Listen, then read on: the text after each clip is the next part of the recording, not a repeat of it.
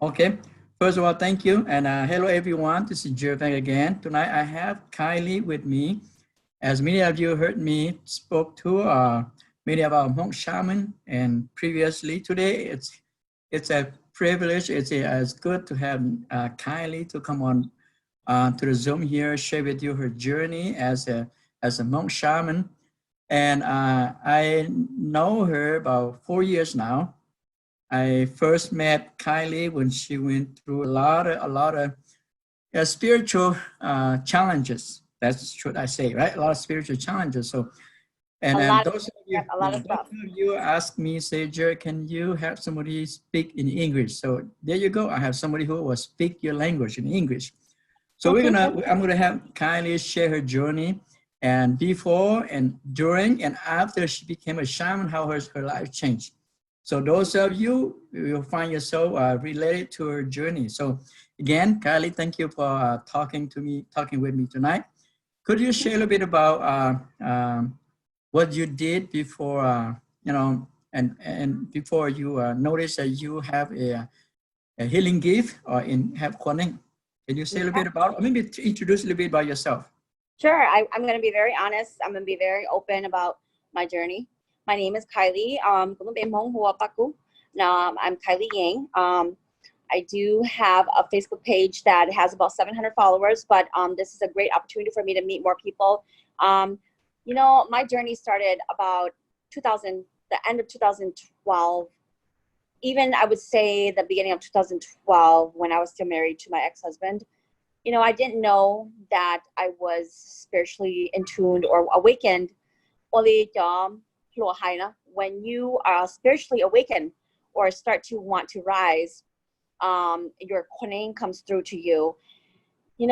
When I first started experiencing it, I was not balanced with my life. So I was using substance too. And I'm going to be very honest. So I had to get off of it to understand if I was really in tune with the spiritual awakening or not.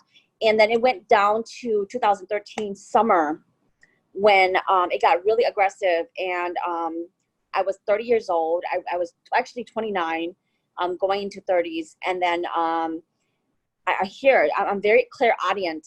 If you've ever heard of the vocabulary, clairaudient, I was very clairaudient, meaning I heard audio frequencies, vibrations around me. And so these vibrations, these voices, these frequencies that come through to me, it's just like a channel dial on your car in the radio.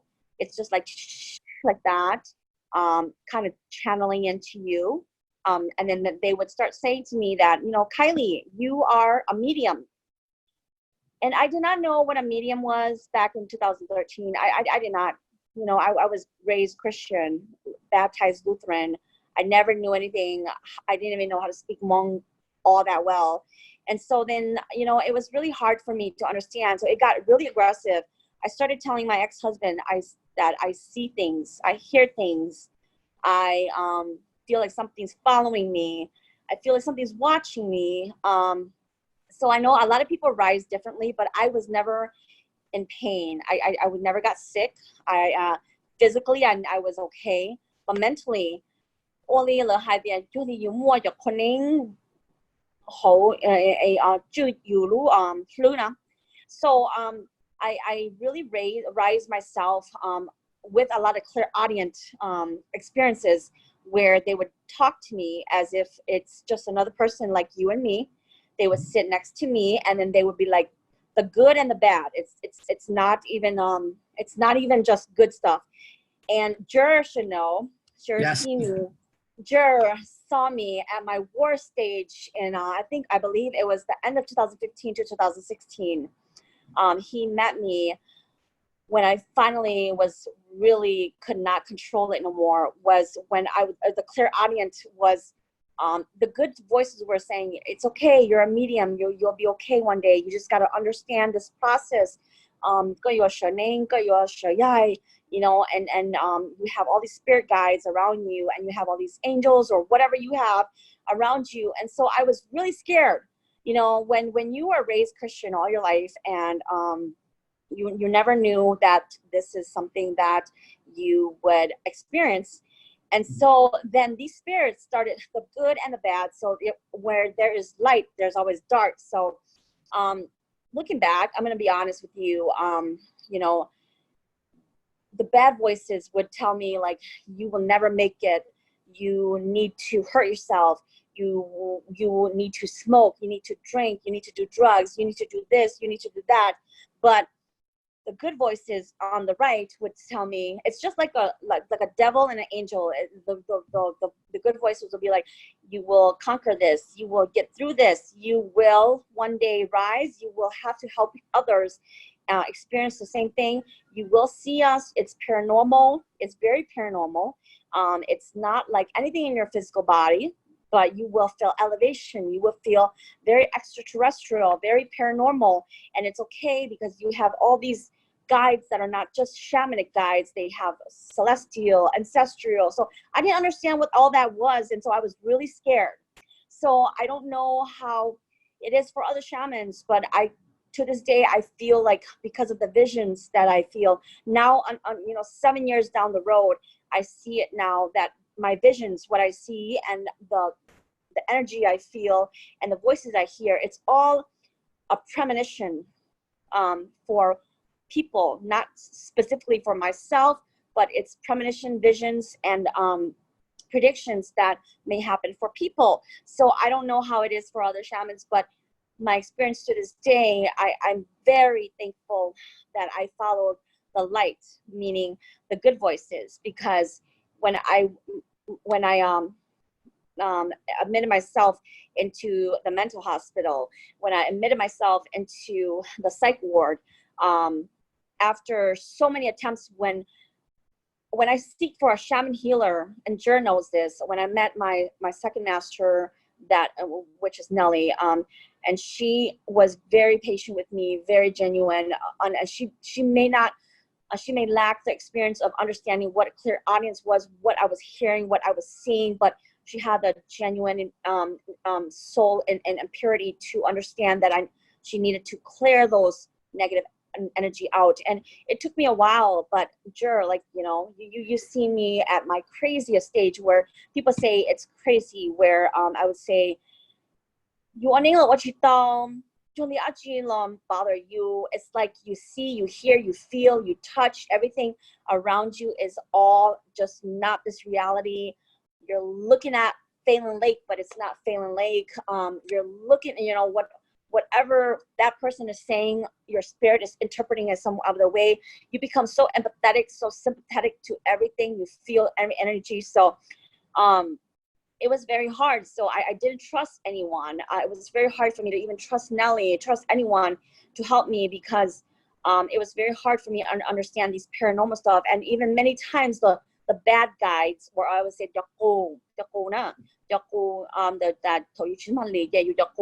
they would make you feel like you are going to die, or you would have to kill yourself, or you would have to give up on trying to seek what the next step is. But it's like a battle between good and bad. And thankfully, so many, after like I go into the psych ward and I sit there in the room, and I'm like, I'm gonna stay here because I feel safe in here, and I don't want to go back in the world. And then my Kwaneng would come and tell me, like, you can't do this, you got to get out. So I'm thankful that whatever gift I had or ability, I'm thankful to that, as tormenting that as it was to hear them, that thankfully I heard them, that I followed the good voices. And then they trained me in the psych ward to, because the psychiatrist would come every morning and ask you, what day is it? Who's the president? What's your goal? What's this? So you have to pass those questions. There's 5 questions every morning. And if you can't pass them, they give you more medications. They give you even injections. So I met a lot of people even in the psych ward where they have Kwaneng, Jer, I never told you, but where they have Kwaneng, like even Hmong girls I met. So like Hmong girls that I met, even in the psych ward, heading to the state mental hospital, and I could see their guides standing next to them, and they're so sad. And I was so overwhelmed, because I'm like, please stop showing me their guides because I don't even know what I'm going through myself. You can't even see, you can't even help yourself, so I let alone cannot help help the myself. person, right? I was like, I cannot help myself. So please stop showing me their guides because she couldn't answer. It's May 22nd because she said it's just 2016. She didn't know the date and time and month. They're going to medicate her 6 more pills. And I don't know how to help her. But then for some reason, and through all that, going in and out of the psych ward, I met so many people, and and my good guides, I would say,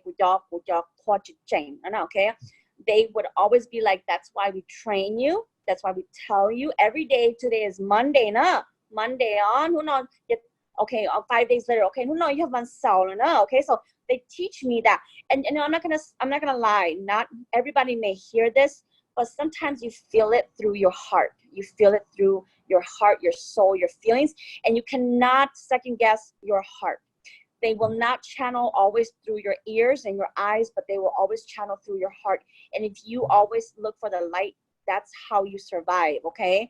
So, I mean, I would say, looking back from 6 years ago to now, I would say, when I truly finally accepted, when I accepted that, oh my gosh, maybe go hot with and then when I met Nelly, I was able to shake fully. Okay, so when the voices would tell you that you are a medium, but if is a medium and a psychic close to a shaman, you don't know, right? Mhm. You don't know what. In Hmong words, we don't have psychic. We don't have We don't have psychic. medium. I don't know if it's even considered Shao or something. Which you following now, okay? Did she? Joshua Mikanda would always just say you're a medium, and then one would say you're a psychic, and then one would say but you're cunning. So I'm like, okay, what is it? What is it? So then when I met Nelly, at Hmong Village at her tea shop, she felt my vibration. I felt her vibration, and then it just clicked. And then when I went to her house, I was able to shake fully, like and then from there on, I knew I felt some serenity, some peace. And sometimes you don't know what you're looking for, what you're searching for, but you feel it in your heart that that's the peace that you need, and you just follow it. And so what I did is I followed it, but you know what? It was really hard. So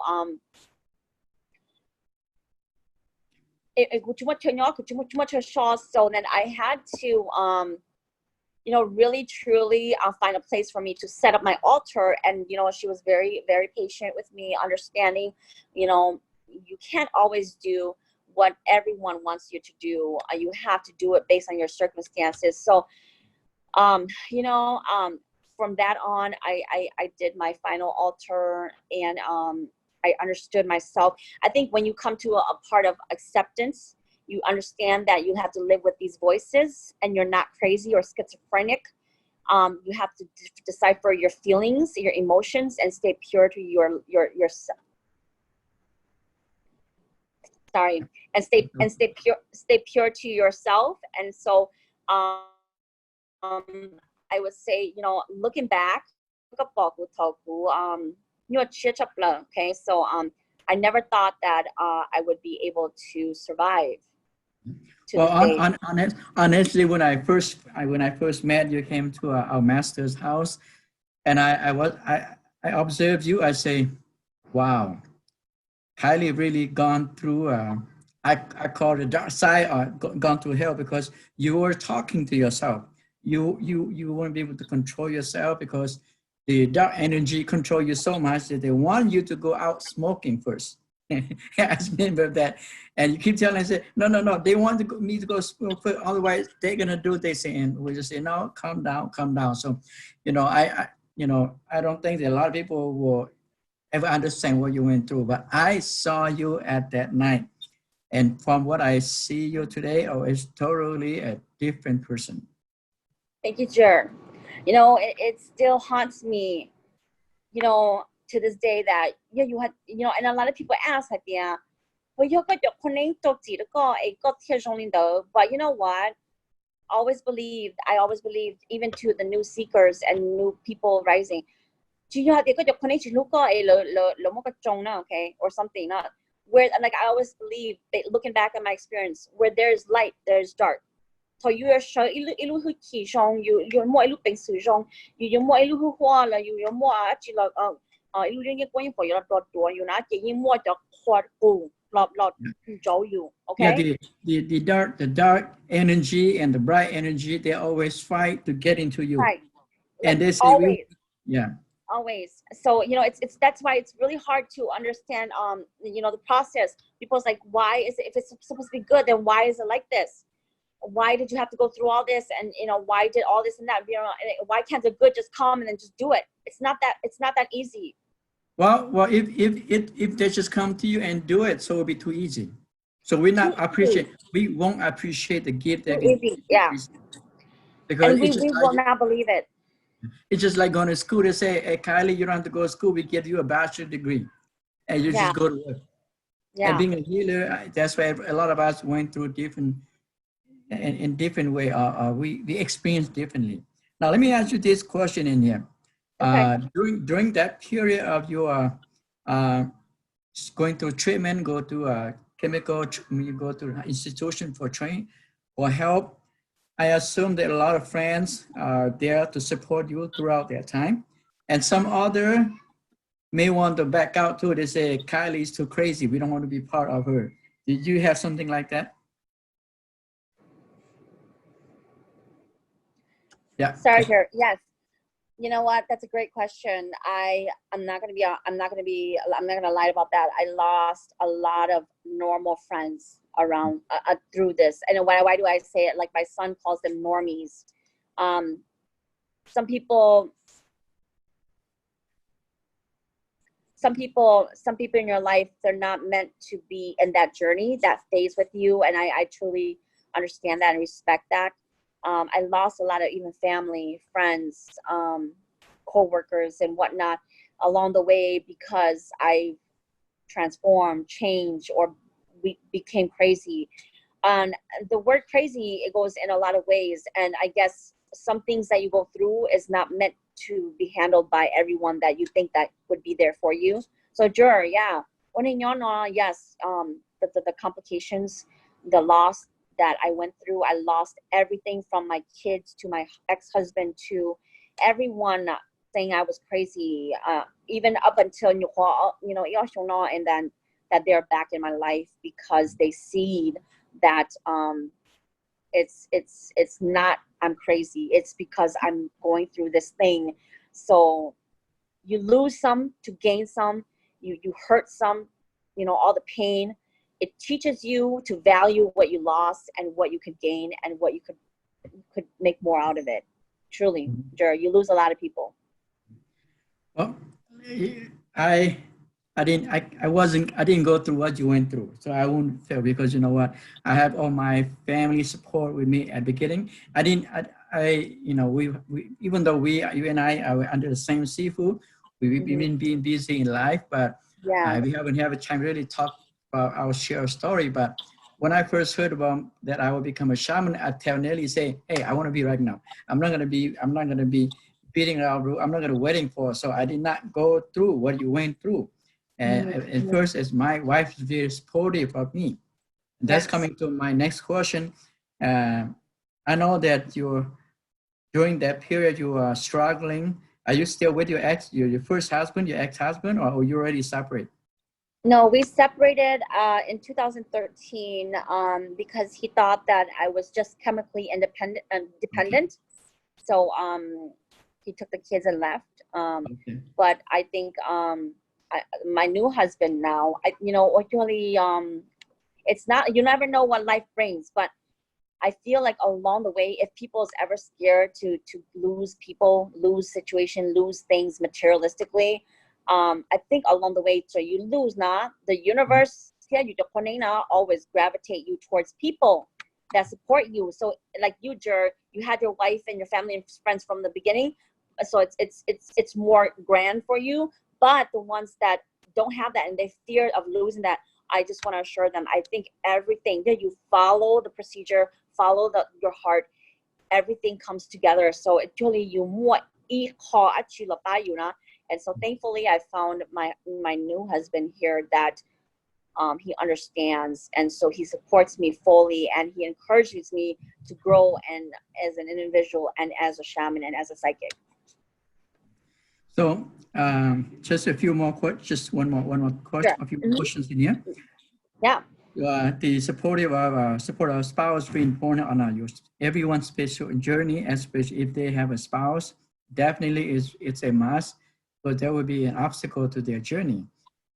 The same thing for you, for me, for everybody out there.